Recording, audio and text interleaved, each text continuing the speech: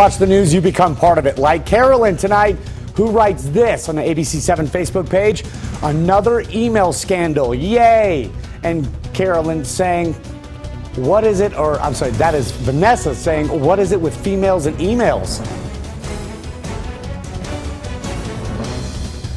She is judge, jury, and executioner.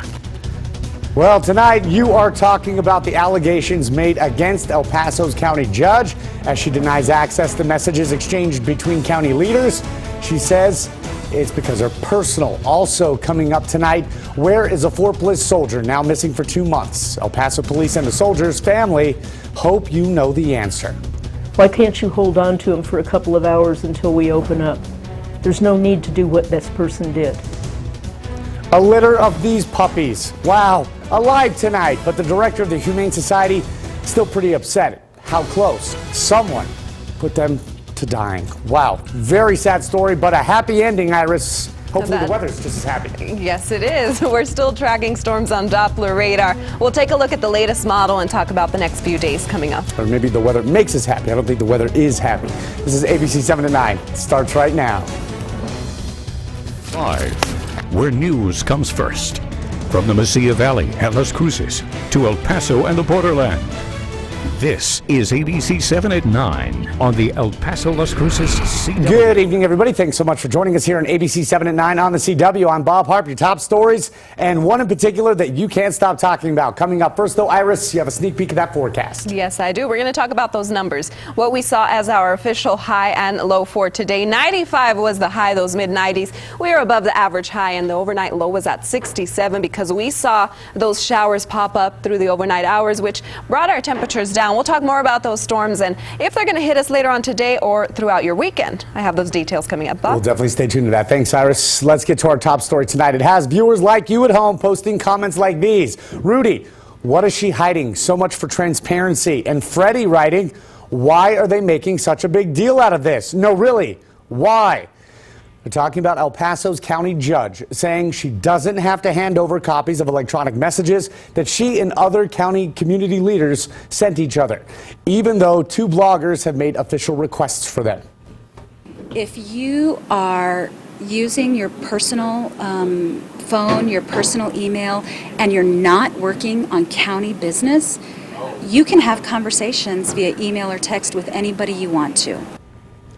Now, this is all tied back to El Paso's police chief and what he told the media after 5 Dallas officers were killed by a sniper's gunfire. The officers were, I should say, protecting a group calling attention to the killings of black men by police officers. Black Lives Matter, as far as I'm concerned, is a radical hate group.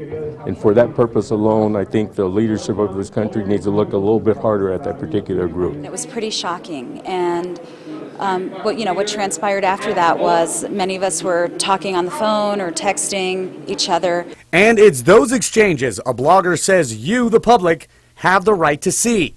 10 elected officials signed a letter denouncing the chief of police. That's not what El Paso is about. But not everyone was on board. I find the letter very inappropriate, and I find the tweets very inappropriate. Now the county judge says the exchanges between those who signed or didn't sign the letter are private. It brings us to today. Blogger Martin Paredes wanted to see the communication that led to the letter about Chief Allen, and he says the public has the right to see that. When Veronica says these are private documents, they are not public policy or official policy documents, and you have to take my word for it, then there's something wrong with that. The public has access to anything related to county business. Separate and apart from that, elected officials are allowed private lives, as much as some people may not want us to. State code allows every elected official to utilize their title as an independent office holder outside of their role, their governing role. So the county attorney, by the way, telling ABC7 today these requests were immediately submitted to the county attorney's office and thoroughly vetted.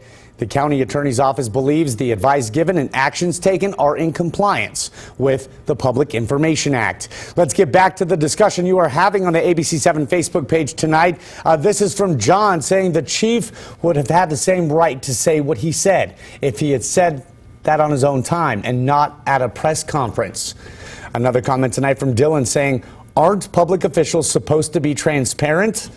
Mickey's saying she's taking a bad situation and making it worse. Bad PR for her. And here is Havey saying it's plain and simple. If you have nothing to hide, give up the emails.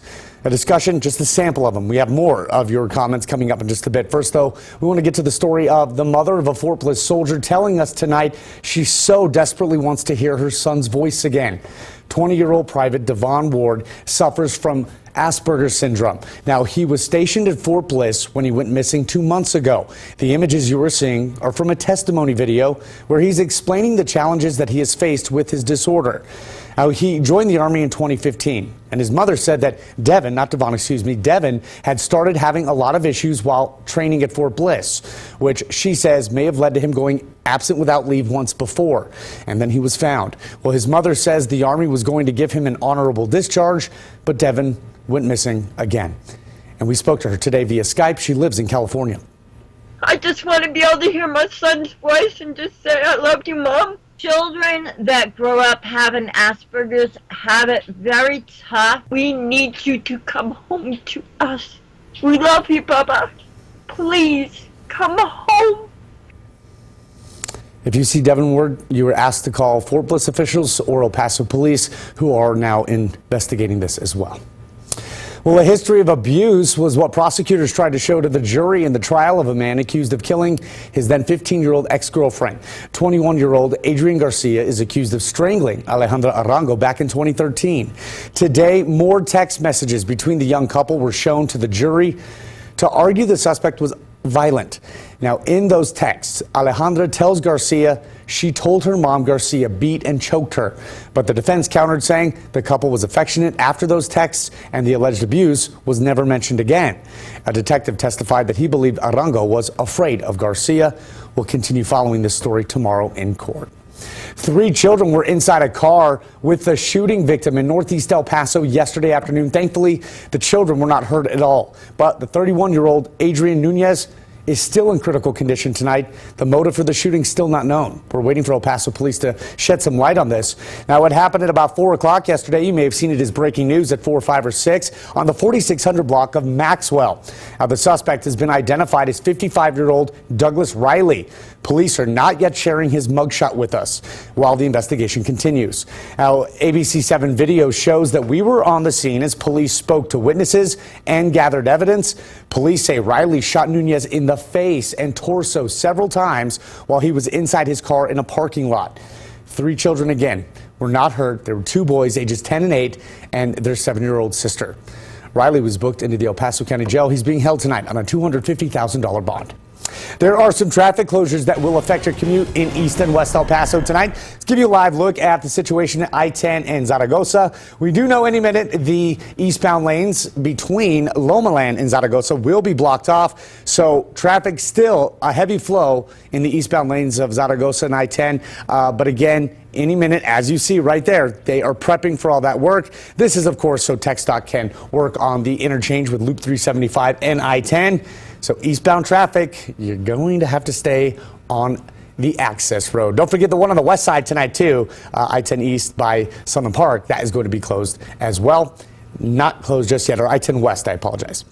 Now, let's get the latest on the traffic situation out there and what else we can expect this week. Here's Mauricio Casillas with our Traffic Track report. We're in for one more night of overnight closures on I-10 for this week. I-10 eastbound closed from Sunland Park over to Executive 9 p.m. to 5 a.m. tonight. Also in the opposite direction, I-10 westbound from Sunland Park, the exit to the overpass closed at the same time. And in East El Paso, we've got another closure going on. I-10 east from Lomaland over to Zaragoza. This one's scheduled to open up at 6 in the morning. And I can tell you all these opened up ahead of schedule. So when these do open up, we always do update you on Twitter at KVIA Traffic. And you can always track what's going on out in the roads, KVIA.com/traffic track. Mauricio Casillas, ABC-7. Thanks so much for that, Mauricio. We appreciate that. And again, download the Storm Track weather app because, Iris, they can get your forecast as well, but they can also get traffic information on our weather app. It's pretty cool. That is true. I actually used the weather app yesterday when we had all that traffic on Mesa Street. I wanted to know what was going on, and I wanted to know alternate route. It really did help. It did, and what a mess Mesa was yesterday. Yes, it was. It was a different story today. Yeah. Okay, but let's switch to a different story. Let's talk about weather. Yesterday, or actually earlier this morning, a bunch of people got a rude awakening. That's if they didn't want that rain. We had thunderstorms and a lot of heavy rain out there. Northeast side of town got most of that rain, in downtown as well. But let's look at Doppler radar. You can see we are tracking one storm that is making its way towards us, so we're near Sierra Blanca, but pretty much our Doppler radar is showing that not much is happening around El Paso and Las Cruces. Let's take a look at those temperatures right now, though. 90 is what we're experiencing here in El Paso. Cooler temps for Las Cruces at 78 already, with 80 Tier C, 69 over in Silver City. They have those storms passing. 88 Van Horn, 86 Sierra Blanca, with 83 over in Guadalupe Pass. So we're going to continue to talk more about these temperatures, what we're going to have to be dealing with. Also, we're going to talk about the few thunderstorms still in our forecast, and will those rain chances remain? I've got those details coming up. All right, thanks so much for that, Iris. We appreciate that. New at 9, you ready for this? The Pokemon fever, it's not stopping anytime soon, especially here in El Paso and all over the borderland. 2 big events already sold out, with a possibility more to come. The El Paso Zoo is hosting 2 Pokemon Go sleepovers. Get your sleeping bags ready, guys. Unfortunately, all the tickets for those events are gone, but for that reason, they've added an extra event for tomorrow, August 5th, for the fans of the app game, and it lets you catch Pokemon in real-life locations. Organizers say that the zoo will have rare Pokemon lures, charging stations, snacks for sale in real life, and free Wi-Fi, of course. I believe you need some Wi-Fi for that. And they don't rule out the possibility of more Pokemon Go events like this in the future. We don't really have, a limit for the number of people that can be here tomorrow night, but absolutely, if it turns out to be a great success, we may have to bring another one back. If you're interested in buying tickets, you can go to the El Paso Zoo. They're $10. It's better than walking into traffic, right? Just hope you don't walk into a bear pit or something. Hey, well, the ABC-7 studio already starting to take on a new look tonight. We can't unveil it yet. You got to wait until Saturday. That's when this place will be swarming with volunteers and a lot of cute little animals.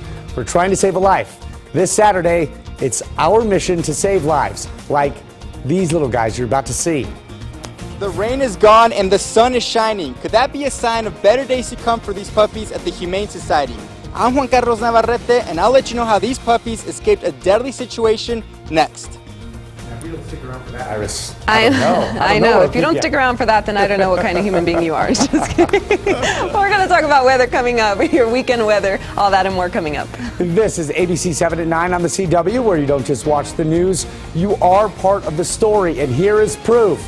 If you are just joining us, folks, right now on the ABC-7 KVIA Facebook page, you're getting fired up about El Paso's county judge and what she said today. Veronica Escobar is saying that she doesn't have to release any email communication about that letter denouncing El Paso's police chief. Remember, it was because of what he said about the Black Lives Matter movement. Again, the full story, if you missed any of it, at KVIA.com. You want to read up on that and then join in on the discussion like Charles. Any email that she wrote to other city or county officials asking if they would sign a petition that she was drafting against Chief Allen should be released under open records. And Michael's saying, and the county attorney does not have the authority to render a decision on freedom of information.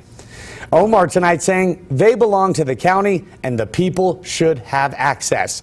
And another from Michael, well, it would seem that all of these communications were on behalf of her role as the county judge. What do you have to say about this? It's getting a lot of interesting opinions from you at home tonight. We hope you join our conversation.